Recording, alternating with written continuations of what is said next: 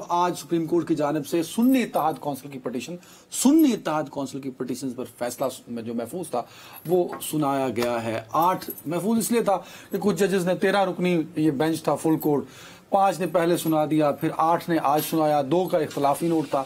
تو یہ ایک بڑا کمپلیکیٹڈ سا ہے، لیکن میں ذرا اس کے جو چیدہ نکات ہیں جس پر آج میں ڈیبیٹ کرنا چاہتا ہوں آپ کے ساتھ، وہ یہ ہے کہ انہوں نے کہا ہے کہ اس فیصلے پر جو انہوں نے دیا ہے کہ مخصوص نشستیں پاکستان تحریک انصاف کی بنتی ہیں، کیونکہ انہوں نے 2024 کا جو الیکشن تھا 8 فروری والا، اس میں جس تناسب سے پاکستان تحریک انصاف کامیاب ہوئی ہے اس تناسب سے ان کو نشستیں ملنی چاہیے، اور اس پر جو الیکشن کمیشن اور پشاور ہائی کورٹ کا فیصلہ جس پر ہم بات کریں گے وہ انہوں نے کالا دم قرار دے دیا ہے. اب جو معاملہ ہے، جو اصل رکاوٹ بنے گی، جو میرے لیے پریشانی کا باعث ہے، اعظم نذیر تارڑ صاحب بڑے نفیس اور بڑے دھیمے انسان ہیں، انہوں نے بھی اس کا حوالہ دیا، لیکن میں نے اس کو پڑھا پھر آرٹیکلز کو، کہ اگر سپریم کورٹ کے اس حکم نامے پر عمل درآمد کر لیا جائے تو پھر 2 پاکستان کے آئین کے آرٹیکل کو وائلیٹ کرنا پڑے گا. ایک 51 جو کہ نیشنل اسمبلی سے ہے، اور ایک 106 جو کہ صوبائی اسمبلی کی مخصوص نشستوں کے تناسب کو ڈیفائن کرتا ہے.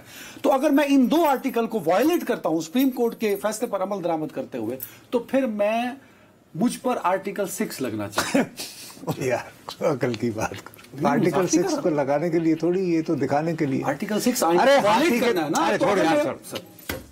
ہاتھی کے دانت ہیں دکھانے والے، آرٹیکل 6 وہ ہے تو صحیح نا، ہے نا. بس جیسے 7 لاکھ ایک فلم بنی تھی ہمارے ہاں، وہ بڑے مشہور سیف صاحب نے اس کے مکالمے لکھے تھے، جس میں یہ تھا کہ یہ روپے ہیں آپ کے پاس، 7 لاکھ روپے آپ اسے گن سکتے ہو، خرچ نہیں کر سکتے وغیرہ وغیرہ.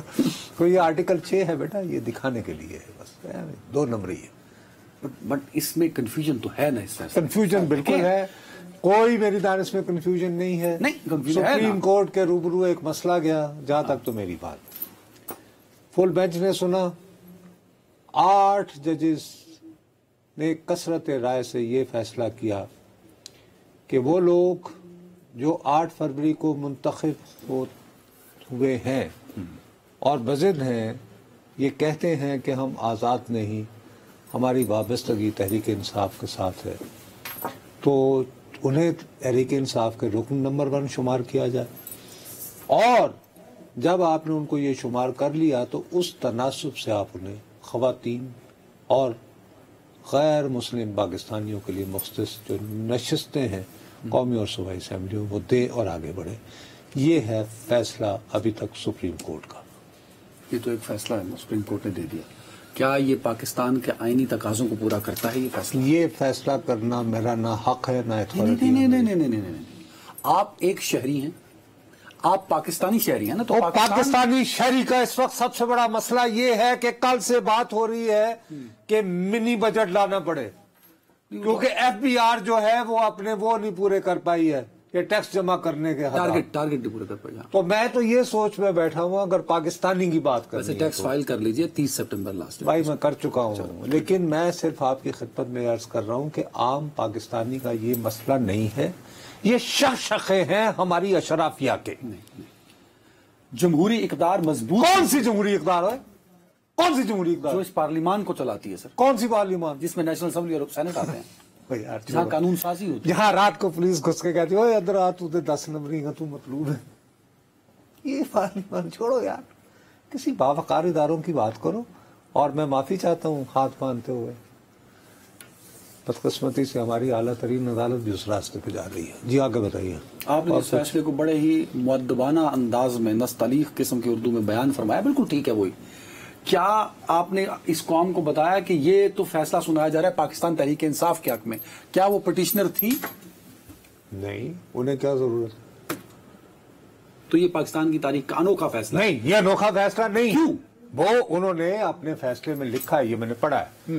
وہ یہ کہتے ہیں کہ جی ایک آئینی کا آرٹیکل ہے 187، اس کا کیا یہ کہتا ہے کہ جی مکمل انصاف فراہم کرو، اور یہ کہتا ہے کہ مکمل انصاف پاکستان کے آئین کے مطابق کرو.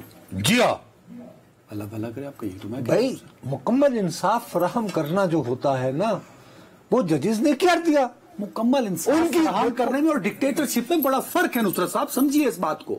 اس فیصلے سے بات یہ ہے کہ اگر آپ جو ہیں، اگر سپریم کورٹ جو ہے وہ مکمل انصاف فراہم کرنے پہ آ گئی ہے، تو آپ کو اس میں دقت کیا ہو رہی ہے؟ آپ کو پرابلم کیا ہو رہا ہے؟ مجھے یہ نہیں سمجھ آتا. میں صرف آئین کا علم بردار ہوں.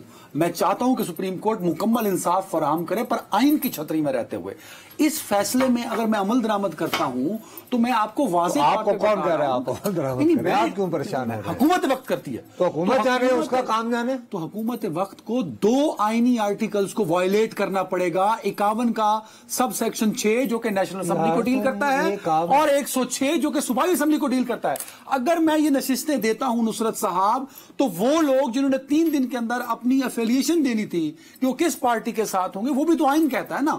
تو آج میں اگر 5 مہینے بعد اس کو ریورس کروں گا تو 51 اور 106 کا آرٹیکل کیسے وائلیٹ؟ اب آپ جو ہے نا مجھے قانون پہ لیکچر نہ دیں. نہیں دے رہا میں آپ کو. میں آپ کو صرف عام آدمی کے طور پر بتاتا ہوں کہ میں یہ سمجھتا ہوں کہ آئین اور قوانین یہ نارملی جو جمہوری معاشرے ہوتے ہیں ان میں کامن سینس کو ریفلیکٹ کرتے ہیں، جس کو نیچرل جسٹس آپ کہیں. اسی لیے شاید اس کو کامن لا بھی کہا جاتا ہے، شاید. ٹھیک ہے، صحیح کہہ رہے ہیں. You are right.